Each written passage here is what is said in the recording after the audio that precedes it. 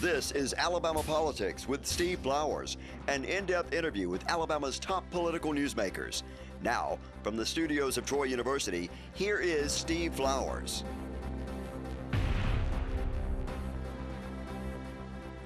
I'm Steve Flowers, and welcome to Alabama Politics. Folks, we got tonight one of my favorite young political figures in the state of Alabama, one of my favorite young friends, Troy's Mayor, Jason Reeves. Jason is the heir icon of a great political family here in Pike County. He comes from famous Reeves stock. He gets by politics naturally and justifiably, but he has been an outstanding young man all of his life, and probably maybe the youngest person ever elected mayor. What do you think, Jason? I was the youngest elected official when I got elected at 24 to the city council. Charles Henderson was elected mayor, and when he was 25, I was 24 when I got elected to the council. And Charles Henderson was 25 years old? 25. I did not know that. I had no idea about that. So you were 24, elected to the city council, and what year was that? 1996. 96. You weren't long out of Troy University. No, I was the SGA president here at Troy University in 94, 95, and then the next year I ran for the following year. You know, people don't realize this, Jason, we were talking about before the show, that as president of the SGA here at Troy University, you serve on the board. That's right. right. Do you actually have a vote as the SGA president? No, we don't have a vote, but we do get to be there. We get to talk. We're non-voting members, but it was a great experience. I made lifelong friends, during that time, and learned more than you ever could in a book. That's for certain. You were showing me a picture of the folks on the board, and Dr. Hawkins was president then. That's been 20 years ago, wasn't it? It was 1970. 1994, so it had been 20 years ago. 21. 21 years ago. Here we are in late 2015. Jason has always been around politics, y'all. He's got, like I said at the beginning of the show, got tremendous roots here in Pike County.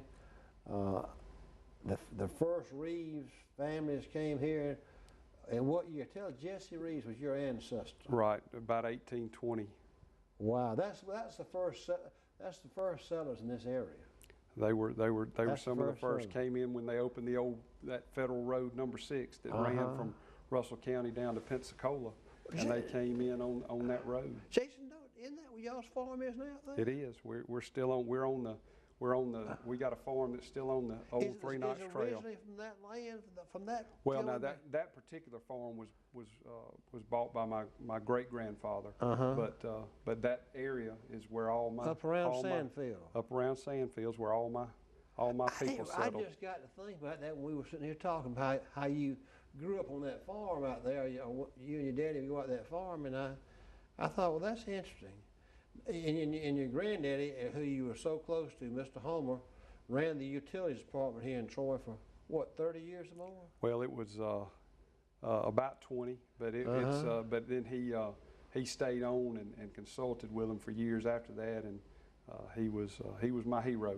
And I told you today would have been his 91st birthday, so I'm proud to be with you on today. Well, good. He was my good friend, and I now know why he liked Mr. Gardner Bassett so much. They were from that same area. That's right. That's why he called him Skipper. Because somehow Mr. Gardner had gotten the nickname Skipper. But we refer to Mr. Gardner Bassett, who was Pike County's representative for 24 years, who was sort of a mentor to me. And then go back, Jesse Reeves came here, and he had a brother that was Ben Reeves' branch. That's right. Jesse was your ancestor. And Lucius Quintus came around the 1820s and settled in the same area? That's right. They were from South Carolina, and they had both, I think, fought in the War of 1812 and then settled down here after it opened up. So. Do you know all the people who settled Pike County in that era came from the Carolinas? My mama's people, the Grants, came and settled in Orion around 1837. And their history just says we came from the Carolinas. I wonder if that time if there was even a division between North and South Carolina, because all of our people, all of you and my people who settled here in Pike County early on, were from the Carolinas.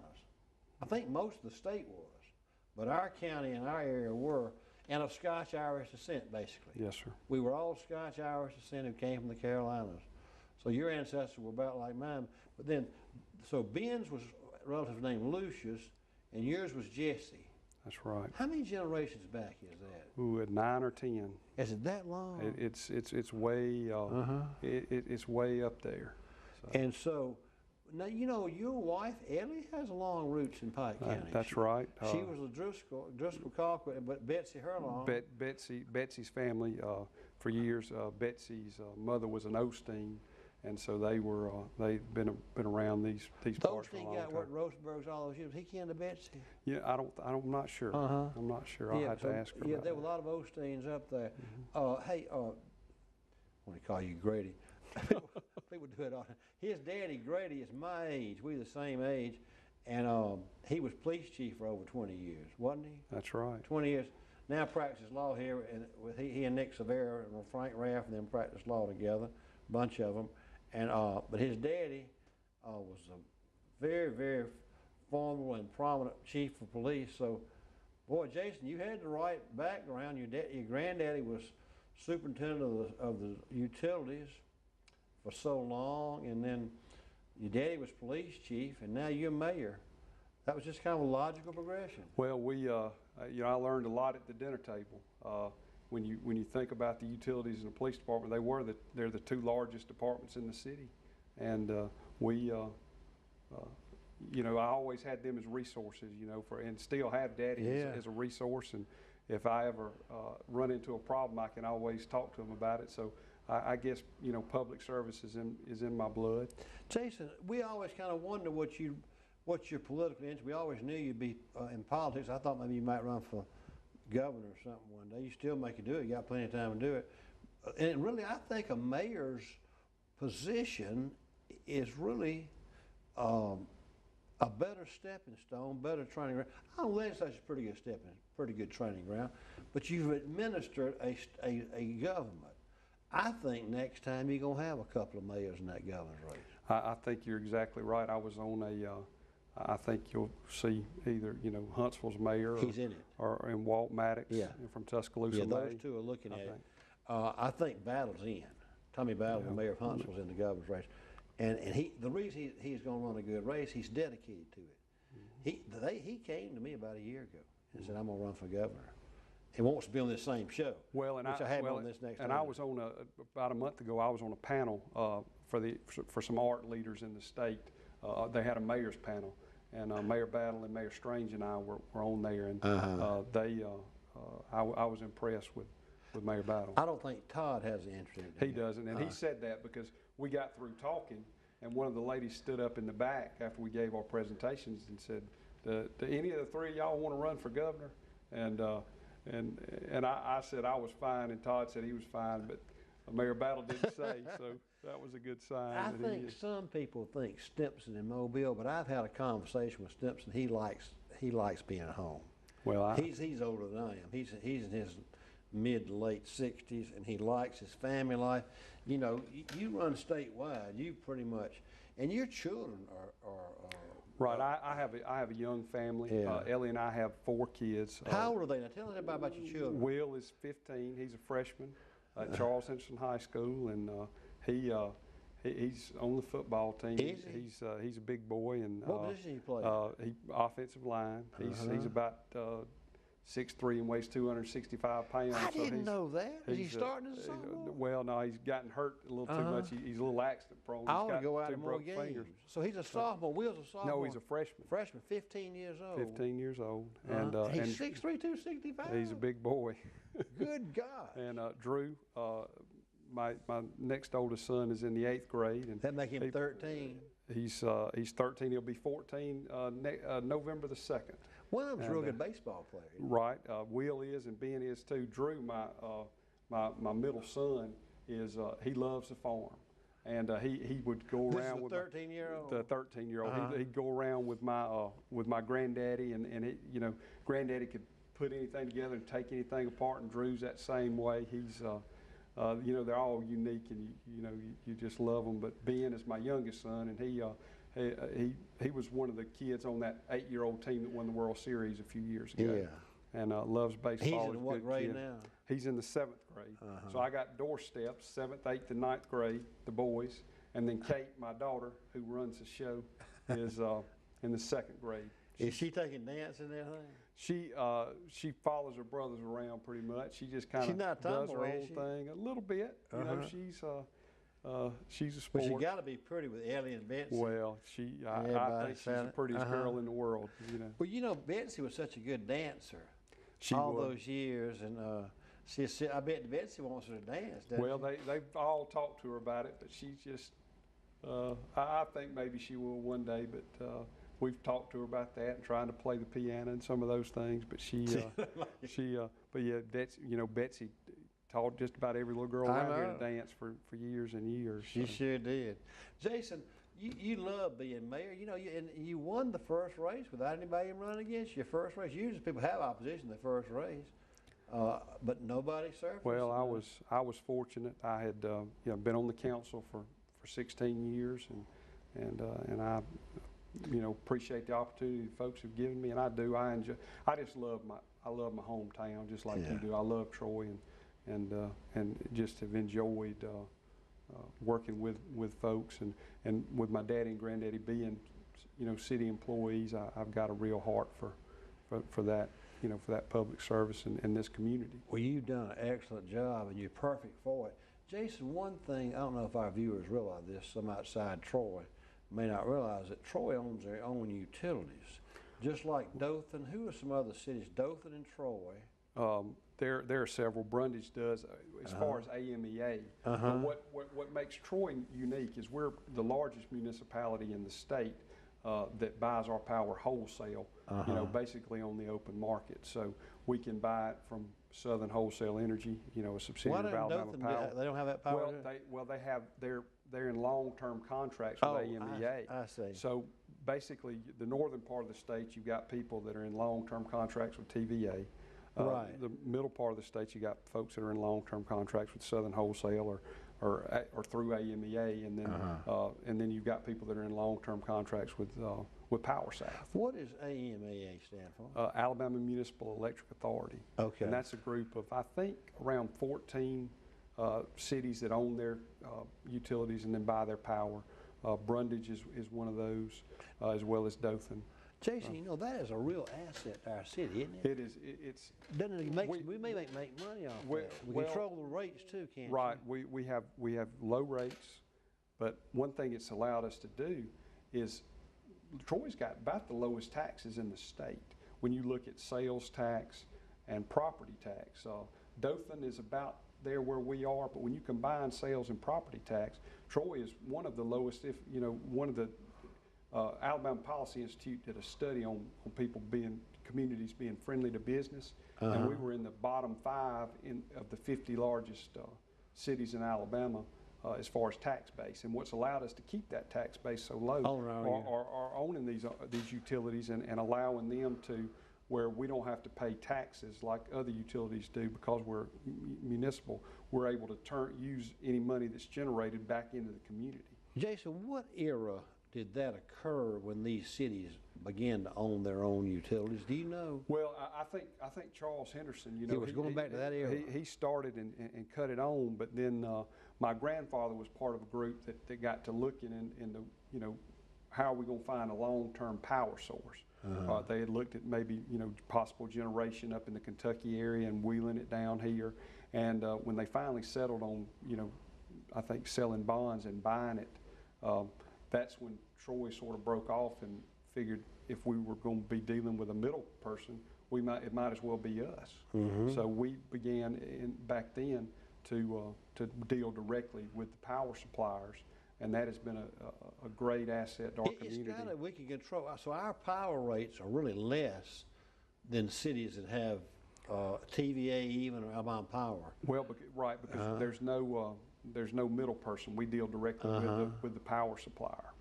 That is a great. So that goes back to Charles Henderson's era, which was in the 30s or something. Right. I think, in fact, Laura Montgomery Henderson flipped the first light in Troy, Alabama. She turned it on, but I think you know, Governor Henderson owned the utility company later on through through P River. Yeah. And but anyway, and we own water, electric, and sewer, and then we're part of the Southeast Alabama Gas District, which is our natural gas supplier, and we're the second largest user behind Dothan in that system, which brings money back in. I was at the Rotary Club recently. Greg Henderson from the gas company came. You were there too. Right. And I just learned something. I did not know how big an industry can mean that their supply, and I guess the city of Troy would be too, if you took Sanders companies and Troy University and any other manufacturing plant we had, that's our biggest user of electricity and gas. Absolutely. We have a great industrial base here because of the Sanders companies, as you mentioned, Sanders, KW, the university. We have, which allows our residential rates to stay low. And that's the reason that, you know, Enterprise certainly has a higher population than us, but because we use so much industrial gas, we use a higher gas load than they do. So I asked Henderson after that, Greg Henderson, the president, so I said, what, he says because of Sanders. Sanders has gotten so big. That's true. And people don't realize it because it's a manufacturing plant that they're the biggest user, which puts Troy ahead of Enterprise and Andalusia. That's right. As far as that use of Southeast Alabama gas.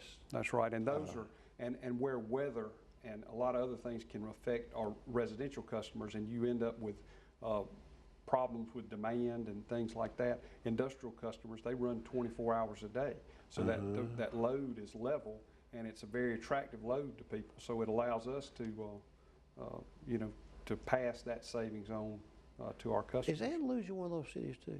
They are. In the electric, I know they're the South of gas, but I think Andalusia may be part of, they may work with Power South because Power South is based down there. I think they may buy directly from them. I was talking to one of the mayors, it was Earl Johnson, maybe on my book tour, and he was trying to tell me about that he was president of the utility too. I forgot what I asked him, which one it was now, but I have Jimmy Ramage on periodically. We talk about that, Jimmy. Yeah, Mayor Ramage is on Power South's board, and he's been, I tell you, he's been good. He's been good to me. You know, being around a long time and serving together. So I can always count on Mayor Ramage for, you know, for different things. And you mentioned your book. Political junkies like me love it. So congratulations on that. Well, thank you. I'm glad I got those stories told. Jason, what about you know? Talking about Jimmy Ramage and all, I was talking to someone about that, the Dothan thing, and they were talking about that, and they were saying how important that was to them, you know, about the utilities and everything and how that went. But one thing we have done, you have done, spearhead, which may be the biggest project in the last couple of years, explain this recent bond issue, that what all is going to be done on that, and it attracted publics, but it also a lot of infrastructure. I think maybe people think, well, it's just the average person who's watching from Troy doesn't realize what a massive infrastructure thing that is. And as a lifetime resident of Troy, I didn't realize, because until I saw that map, how the growth of Troy has gone right to where that area is. If you look at where the growth, all that area out by the Sportsplex. Now, you involve that Sportsplex, and I got to tell you something. That is one positive thing. When that was built, I wasn't sure everybody of all ages goes to that Sportsplex to swim, race, age, gender. It doesn't make any difference. Well, that is a popular place out there. That rec center has been a great thing, in the entire Sportsplex. You know, having outdoor recreation and quality of life is really important to people. And this road project you're talking about, this infrastructure. Explain that, if you would, the bond issue, how much it was, and then we got a good rate on it too. Right, we got it was the best rate we've had. We got an A+ for the first time in the city's history. But we're building 2.4 miles of new roads, and we will connect George Wallace Drive out to the Sportsplex at Enzer Road, and we'll connect Franklin Drive with Oak Park or Highway 87.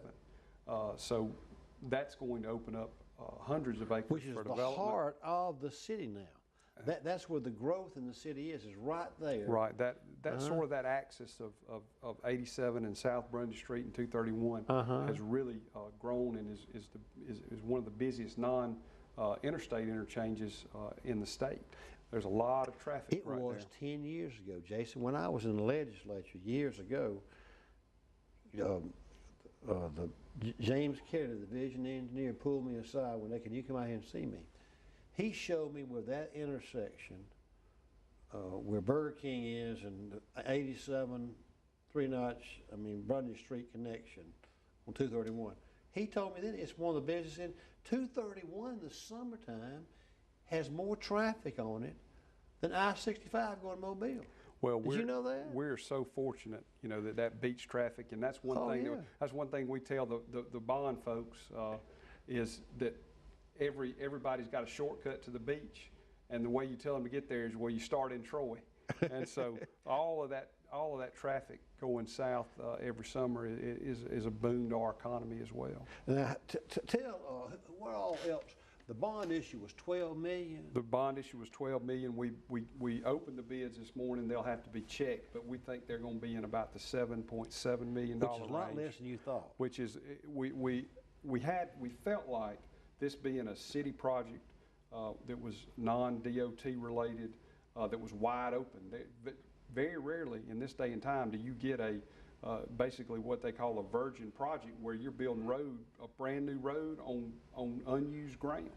So it was very attractive to some very large road builders, and they came in and the bids came in great. So we're very hopeful that we're going to be able to upgrade some of our city buildings, like the old library, maybe Academy Street with some of this leftover money. No, Academy Street School. But also, very hopefully, we're going to be able to build a fire station south of town. We need a third station. Where would it be, kind of? Well, we're hoping to do it somewhere along 87. We're working on that now. Yeah, where so much growth is out there. There would be some additional. That would help us. Our ISO rating, being an insurance man, you know what that means. Our ISO rating has gone down from 4 to 3, and we're hoping to get it down to a 2 at least, and I think a third station. So do you think a third station out there on? So those are some projects that we've talked about, but those are, all of that will be exciting, for the future of the city. But I believe that road project,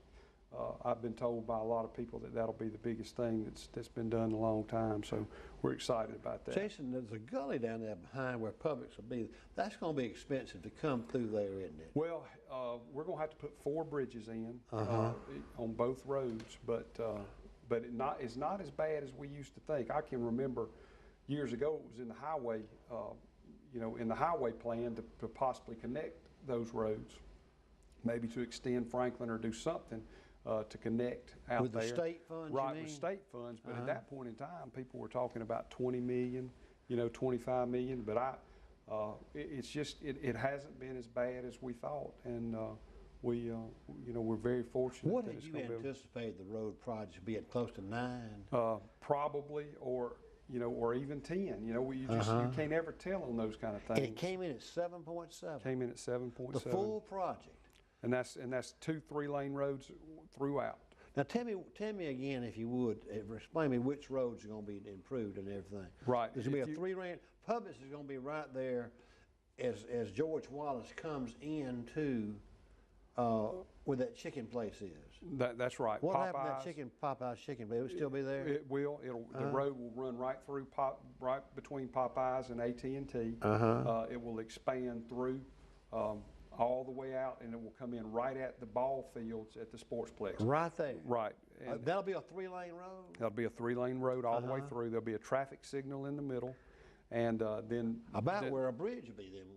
No, they're closer. The bridges are closer to 231 or Inzer. Past the bridges then, but right where you get close to the Sportsplex. That's correct. And then where the traffic light is on Highway 87 at Spradley, you go down Oak Park Drive, and then you will come out at Franklin Drive, right next to Well, that'll right make there by that the hospital. intersection a heck of an intersection, won't it? It sure That will. 87 connecting with that, it'll be a connector road right there. Coming through that new subdivision, Oak Park, That's correct. there will be some improved roads going through there Yes, too. sir. Uh-huh. It's 2.4 miles total, and it's But that makes sense. That's where the traffic comes through, and you think the Publix is really going to be more than just an amenable thing. It'll be a tax. right. Well, we feel like it's going to also, draw additional businesses here. Right around there. Right. They do, and all over. I love downtown, and we put a lot of. Yeah. You and I have talked about how important the square is to Troy, and I think the entire the entire community is going to benefit from these businesses, and Downtown's doing well. it is. We've got some great young entrepreneurs that have gone down there, along with old stables like Bird Drug and Douglas Brothers. So just mixing the old with the new, and it's got a good feel downtown, and we're excited about everything that's going on here. One time I remember when you were on the city council, and a bunch of y'all went over there, our industrial group, economic group, went over to Oxford, Mississippi, and I remember how excited y'all came back. And anybody who's been to Oxford loves that. Is that still in the back of your mind? Absolutely. That you'd like for downtown to kind of look like? Right, and we want to draw more students downtown Because it's a university. Right, absolutely, and I think that it's unique, as important. And I've already said how important 231 and all those businesses are out there to our economy. But I think having some quality of life and having some uniqueness is also important. You really got to be all things to all people now if you want to attract people to come. And things have changed so much. You don't just live next to the factory anymore. A lot of people can choose where they live.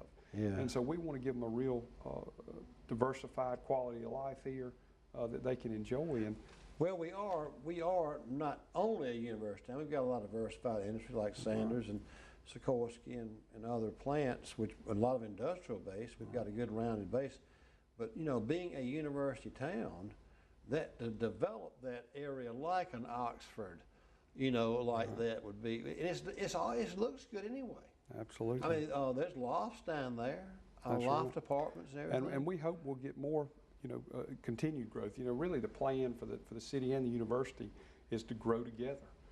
And with University Park and CGI sort of at the meet in the middle. The center right there. And so we're both we're trying to grow in those directions. So. Well, I'm excited about that. So the thing as we talked today was the road was lit today. Well, we opened the bid, so they'll have to go through all the math and make sure everybody's got their bonds and their insurance, and then of course it'll be up to the city council to award the bid. But how long do you think it'd be before the project's completed? That big project's completed?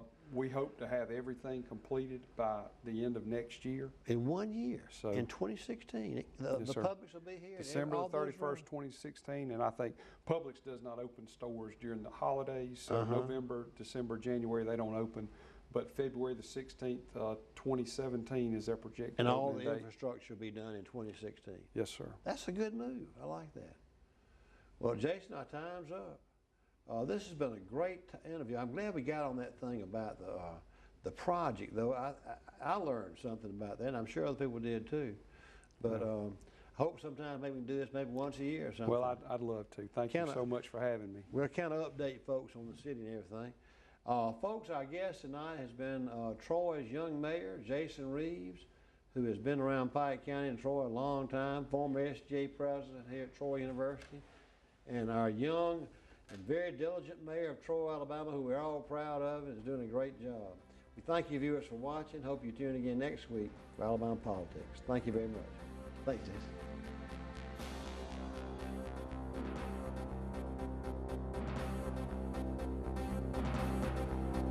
This has been Alabama Politics with Steve Flowers, a production of Troy University Television.